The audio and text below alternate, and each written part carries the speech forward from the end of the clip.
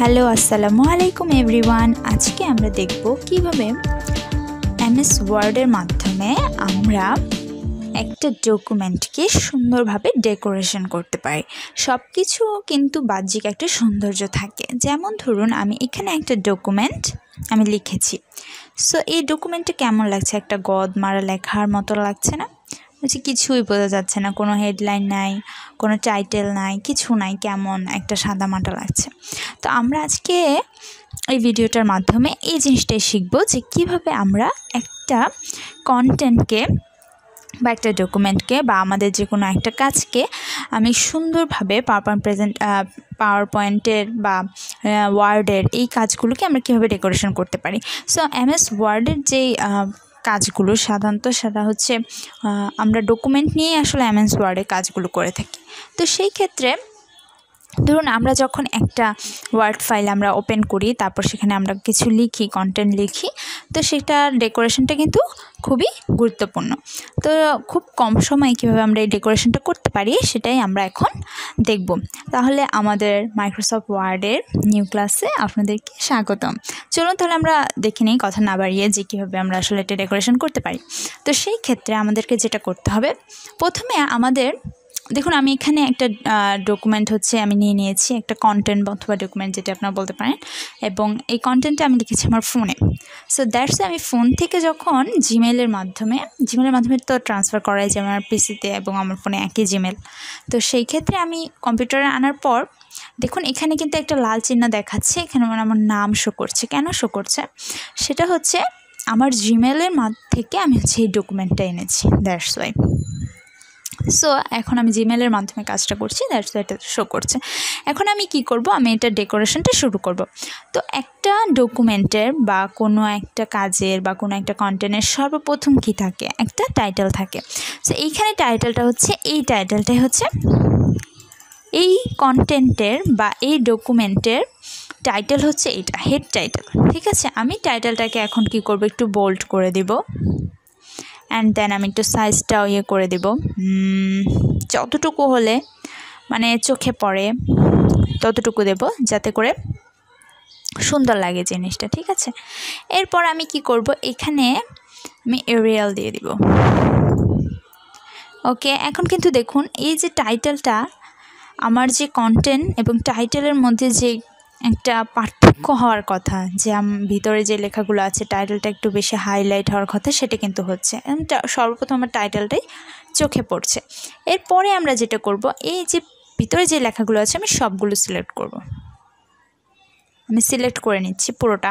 Just আমি কি করেছি, মাউস থেকে আমি ক্লিক করে প্রেস করে রেখেছি এবং একদম টেনে নিচ পর্যন্ত নিয়ে এসেছি। আনার পর আমি কি করব, এখান থেকে আমি এরিয়াল দিয়ে দেবো। এরিয়াল লেখাটা আমার ভালো লাগে, ওইটা একটু অফিসিয়াল। দেন আমি এখান থেকে 12 দিয়ে দিব সাইজটা, যাতে লেখাগুলো স্পষ্ট হয়।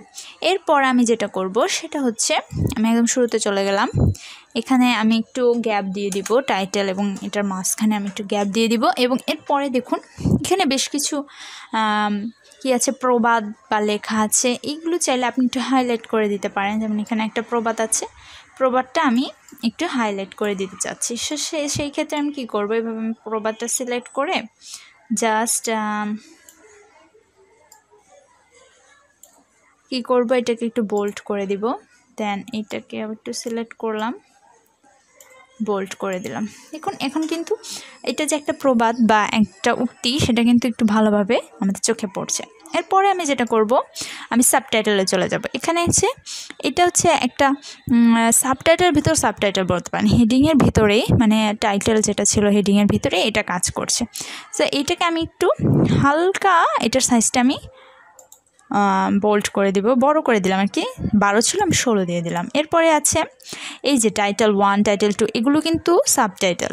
দ্যাটস আমি এগুলোকে সাবটাইটেলের আন্ডারে রাখবো এবং সাইজটা দিয়ে দিব 16। ঠিক আছে, অ্যান্ড দেন আমি এটাকে সাবটাইটেলের আন্ডারে রাখবো, সাইজটা দিয়ে দিব 16। সবগুলো সেম রাখবো, যেহেতু এগুলো প্রত্যেকটা হচ্ছে সাবটাইটেল। দেন হচ্ছে আমি 16 দিয়ে দিলাম। এরপরে আমি যেটা করব, আমি সবগুলোর টাইটেলগুলো সেকেন্ড টাইটেল দিয়ে আমি 16 দিয়ে দিচ্ছি। ওকে, আমার 5টা কিন্তু টাইটেল অ্যাড করা, সাবটাইটেল অ্যাড করা হয়ে গেছে। এরপর আমি যেটা করব সেটা হচ্ছে 5টা সাবটাইটেল আমার হয়ে গেছে। এরপরে আমি হচ্ছে এগুলো কিন্তু সাবটাইটেল না, এগুলো হচ্ছে কন্টেন্টের ভিতরে লিস্ট আকারে এগুলো অ্যাড করা হয়েছে। সো এখানে আমি কোনো কিছু করব না। এরপরে যেটা আছে ভিডিও রিকোয়ারমেন্ট ফর গার্লস, এই যে এটাও কিন্তু একটা সাবটাইটেল। এটাকে আমি একটু হাইলাইট করে দিব, জাস্ট আমি একটু বোল্ড করে দিব। এটা কিন্তু আমি টাইটেল অ্যাড করিনি, জাস্ট বোল্ড করে দিয়েছি। এরপরে যে অপশানটা আছে সেটা হচ্ছে ফ্রিকোয়েন্টলি আস্কড কোশ্চেন, এটা অবশ্যই বোল্ড করতে হবে। আমি এটা দিলাম, বোল্ড করলাম, অ্যান্ড 16, এটা একটু বেশি হাইলাইট হবে, ঠিক আছে। এটা হচ্ছে আপনি প্রয়োজন অনুসারে এবং সৌন্দর্য অনুসারে আপনি করবেন, যেটা হচ্ছে সবচেয়ে আপনার কাছে মনে হয় যে আপনি দেখতে ভালো লাগবে, সেই অনুপাতে আপনি এটা তৈরি করবেন। দেন হচ্ছে আমি করে দিলাম বোল্ড, অ্যান্ড এটাকে আমি দিয়ে দিলাম 16। ওকে, মেটাটাকেও আমি 16 করে দিব।